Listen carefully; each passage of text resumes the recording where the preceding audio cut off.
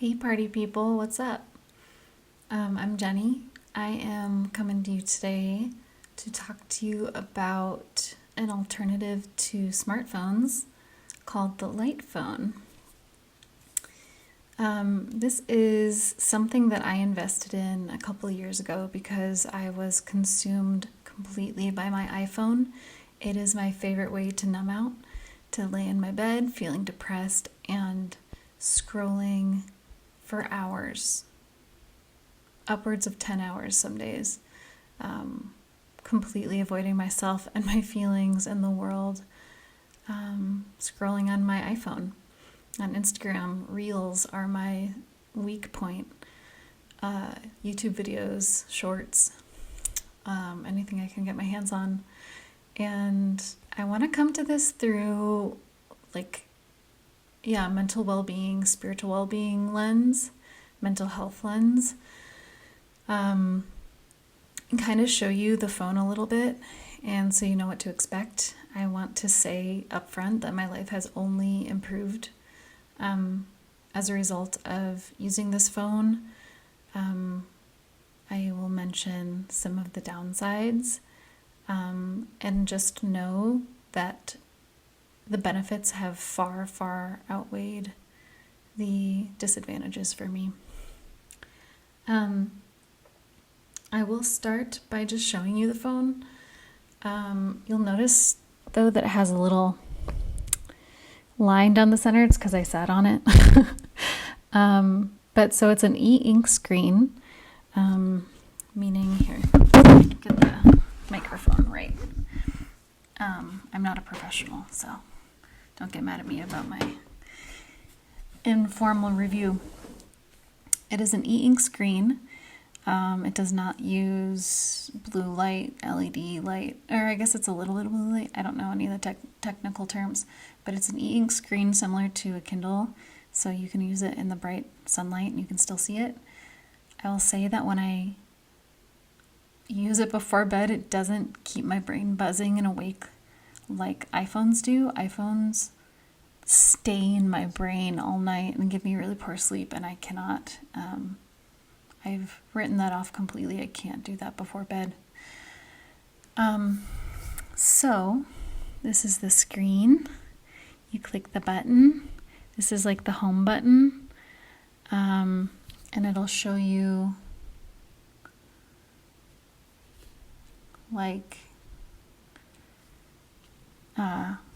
these are like most recent contacts. Let me show you one with this random spam something or other. This is what the interface looks like. This button you use to call them. This button you use to write text messages.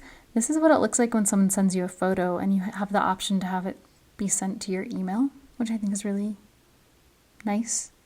I kind of wish that I could see photos, so that's potentially a downside for some folks. But you can write text messages like this. It is a small keyboard. It doesn't bother me, but it does have emojis, first of all, not all the emojis, but some emojis.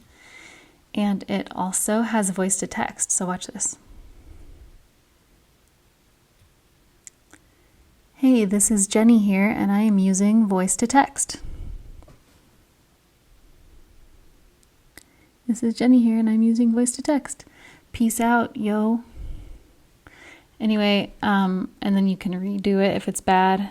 Click done. I will say the annoying thing about the voice to text, it puts punctuation in for you. Instead of like with an iPhone, you can say period or exclamation point, which I actually prefer. This assumes your punctuation for you, which I'm not a fan of. I have given that feedback to, hey, thumbs up, what's up? I've given that feedback to the light phone. I will say that the founders of the light phone are based in Brooklyn, and they're like two young dudes that used to maybe work for Google, I think. And don't quote me on that. But they will reply to a lot of stuff on the light phone subreddit. LAGHT, by the way, light. Can you see the emblem? There it is, light.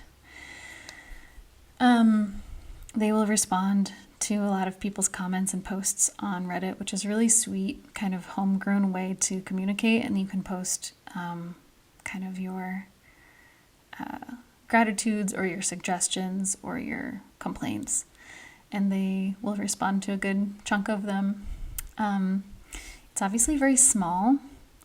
I have a case, a leather case. I have a little fidget thing on the back, and it fits right in there. I really like it. It has like a screen protector as well. And then I'll show you the apps that it has. So the apps, the tools they call it.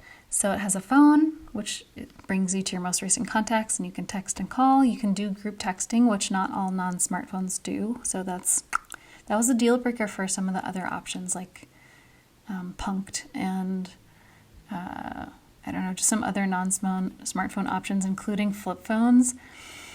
They don't support group texts in one thread. They like separate the threads, and I find that infuriating and completely impractical for being a 34-year-old in this world, or just like any age in this world. Like, people group text. And I will say that the guys in Brooklyn, the founders, they update things regularly, and so they add features, they add tools. It's a continual improvement. And I really appreciate that, as opposed to with flip phones. I think companies are just kind of like put out a really crappy version of flip phones because they don't think people use it anymore. And it's just kind of like throwing people a bone. But this is like marketed and created to be functional in our current system, and to be something that is well made and is actually improved upon regularly. Like, it's a very intentionally made product that the founders really care about, in my experience. So back to the tools. Alarms, the podcasts. I love the podcast feature. And by the way, these tools are all optional. There's an online dashboard that you can decide which tools you want. You can take any tools out that you don't want. So I really like that there's podcasts. You can listen to it from your phone. It's one might argue that is not a minimalist phone. I find that it contributes to my life a lot. I really like podcasts. And it feels like a simple addition. There's no screen that I'm like, it's no starfish glued to my face when I listen to them. It's just like, I'll put in headphones and listen while I'm washing the dishes or taking a walk sometimes. There is a directions GPS. It is not its best feature. I still have my old iPhone tucked away in a drawer. I take it out to use when I'm taking long distance trips, because this GPS directions app, it has a hard time tracking the live, where you are live. It has not consistently worked for me. However, you can do the offline mode, and it will give you, if you type in a starting point and an end point, it won't track you live, but it will give you route directions from point A to B, like turn left at this street, turn right at this street. Your destination will be on the right. It'll tell you how long in between each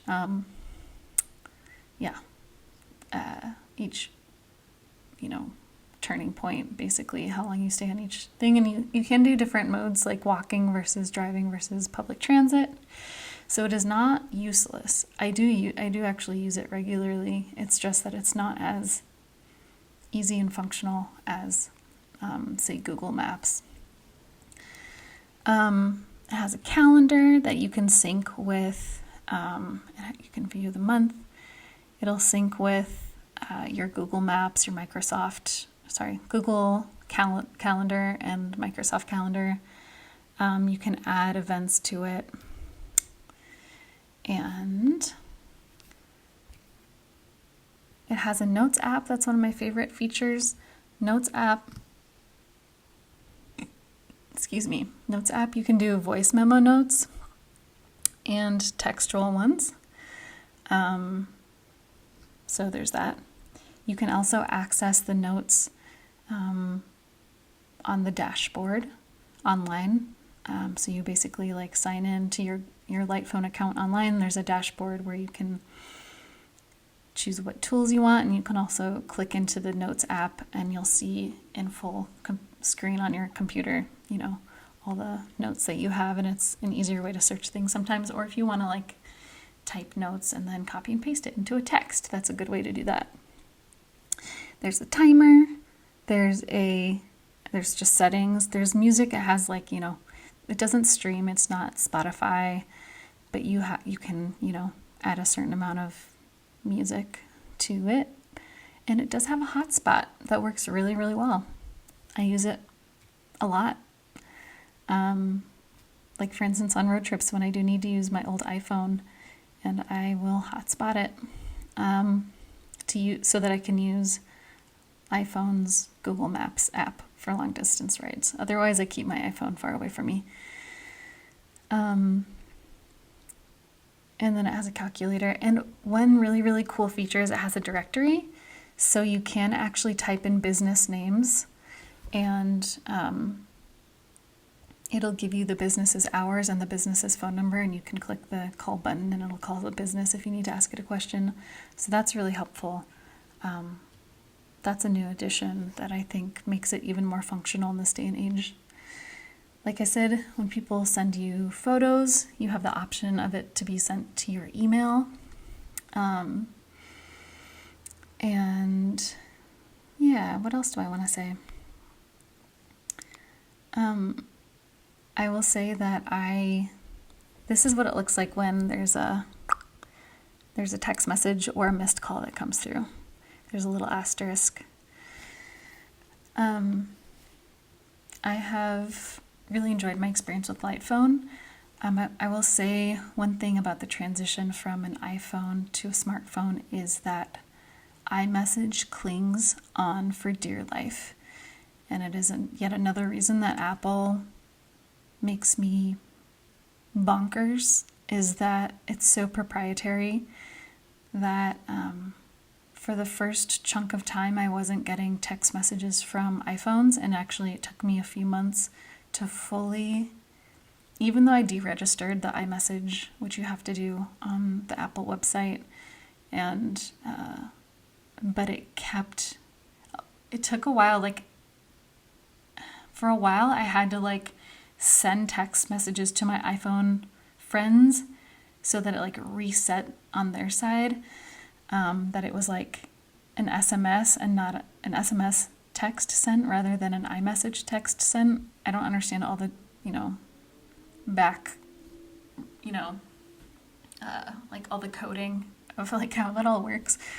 I know some people had to have their iPhone friends delete their contact and like have the friend text them anew, and then it'll turn into a green bubble instead of a blue bubble. But that was really annoying and stressful for me because I knew I was missing text messages, and I already get a lot of feedback about not being a prompt texter, and so that made me seem even more unreliable. So that's something to watch out for, and it's especially a problem when you are switching the SIM card back and forth between the iPhone and the Lightphone. And I was doing that for a minute. Like when I would travel, I would put my SIM card back in my iPhone because it's more practical to travel with an iPhone, a smartphone. But it screwed up my iMessage situation. It would just start the iMessage problem all over again anew, and it would take months again to like restart that process. So I have vowed to not put my SIM card back in my iPhone ever again. I do not plan on using an iPhone ever again unless I have to. My work is thankfully getting me my own work phone, so I don't have to use my iPhone anymore for WhatsApp. That's one thing. Lightphone does not use WhatsApp, or isn't compatible with WhatsApp or Signal or any other messaging apps. It just uses SMS. I will say that Light Phone is coming out with a Light Phone 3. This is the Light Phone 2. Light Phone 1 was like a prototype. I don't know how many they sold, but it was like a credit card sized phone. All you could do is make calls on it. So this was a step up from that. And then the Light Phone 3, you can look it up. It's a little bit bigger. It's more square, and it uses a full LED screen. It will never have email or Instagram or any like internet browsers, but the Light Phone 3 does have a camera, and my hope is that eventually it'll have functionality for like WhatsApp and Signal and other messaging apps, and it might, they're still working out the kinks, but it might be able to receive photos, presumably, since it will have a camera on it. And I did sign up to get that. It's at a discounted rate for now. So I do want to mention the benefits that it's had for me. I am so much more present in my life. I was watching a movie with friends last night, and one of the friends was just like on her phone through the whole movie we were watching, and on her iPhone, and I was like, yeah, that would probably be me if I didn't have my Light Phone. I'm forced or invited to be really present in my daily life in a way that I really appreciate. I'm not reaching for my smartphone every 5 seconds to fill any gaps of idleness, especially coming from a spiritual lens, like in mental health lens. It's really been healthy for me to stay more in connection with myself in the present moment. It challenges me to meet myself in the moment instead of escaping difficult feelings. I'm more or less forced to feel what I'm feeling, and I'm more prone to reaching for my journal or reaching for meditation or the emotional skills that I have to be with my own challenging feelings. More prone to reach for a book. I would say the ultimate ideal would be if I did not have internet at my house. I've thought about that because I'm still, I still get on the internet a fair bit from my laptop. And I would love to imagine a world where when I'm home, I read, I cook, I take walks, and those are the ways that I get my dopamine hits, from these kind of gentle ways of self-connection and creativity, rather than constant access to the internet. That said, it's also very convenient, obviously, to have the internet from home, and would be sure to introduce a lot of challenges to not do that. So, or to, have to seek the internet from the library or local businesses, but not impossible. And maybe there's a time in my life where that will happen. I will say, when I've taken time, like swaths of time away from screens, it has been enormously beneficial to my mental health. I will say also, going on vacation without a smartphone, I know I was traveling with my brother recently to somewhere that we often visit. It's about 5 hours away.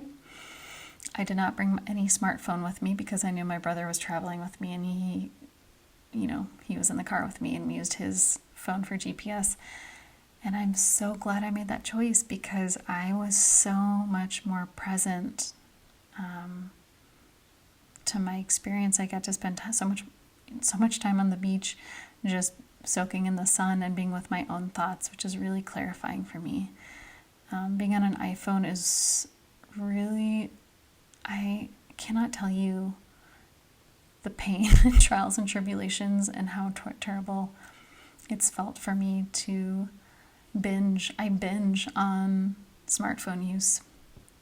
And so many times of poor sleep, it really fucks up my sleep.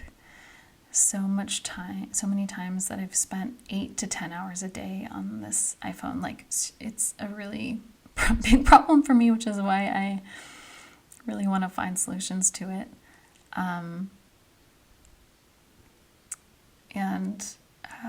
Yeah, iPhone is just,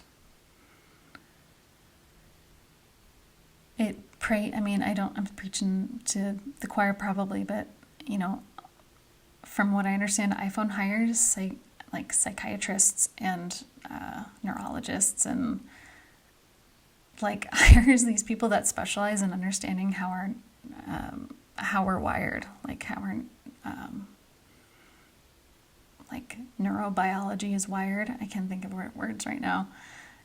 Just understanding our psychology, and iPhones and smartphones are designed to prey on the way our psychology works, and preys on, it does not have our highest good at heart. Obviously, capitalism generally doesn't, but smartphones especially, are such a way to steal our attention from us constantly. All of this said, light phone is not for everybody. There are plenty of people that can use their smartphone responsibly. I'm not one of those people at this point in my life. I need the help from something that takes me off of the internet for most of the day.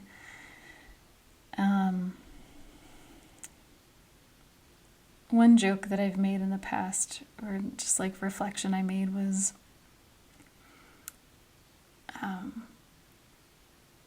that feeling of I would try to search the internet for things that I actually only knew within myself.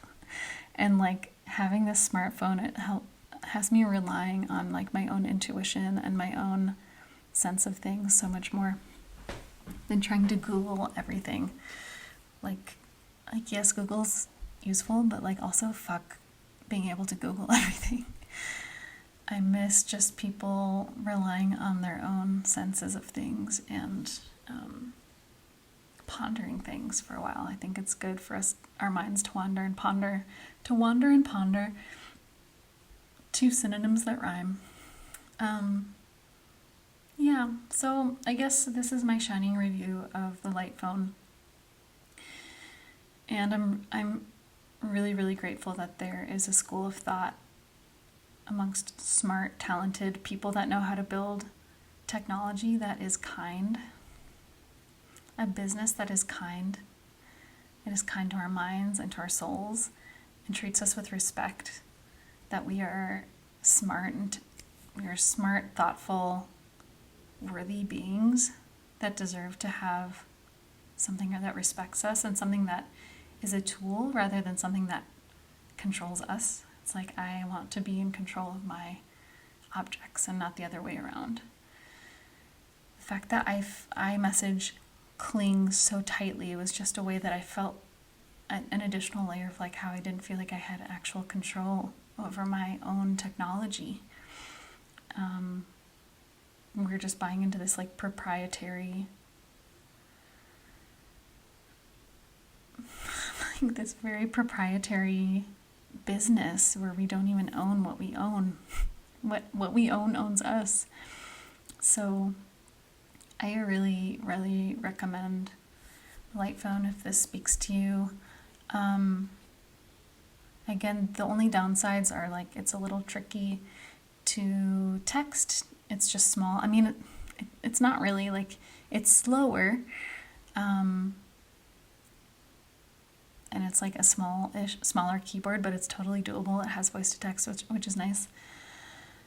Again, iMessage is a pain to extract yourself from, but once that's done, it's great. If you're okay with, photos being sent to your email, online banking I do on my laptop, and that's not a big deal. You can always print directions also if you want to do that route. Otherwise, I don't have a lot of complaints. I think I've said all my complaints that there's no WhatsApp or Signal, but it's not a deal breaker for me. have a lot of other things that I don't like about it. Let me just make sure. Yeah. There's sometimes some bugs that happen, but I did a hard reset of my phone once and all the bugs went away. Like, what was it? And I can't remember now, but something was being fishy. One other random bug is that there's one friend that I can't get photos from. It's just his phone, and everyone else's I get. I mean, yeah, it's not as clean and smooth always as a smartphone or an iPhone, but again, the benefits far, far outweigh the disadvantages. So ask me any questions that you want. I'm a big fan, and I want the world to use an iPhone. I mean, no, Freudian slip. I want the world to use a light phone, but also you got to do what feels right for you. So that's just me. All right.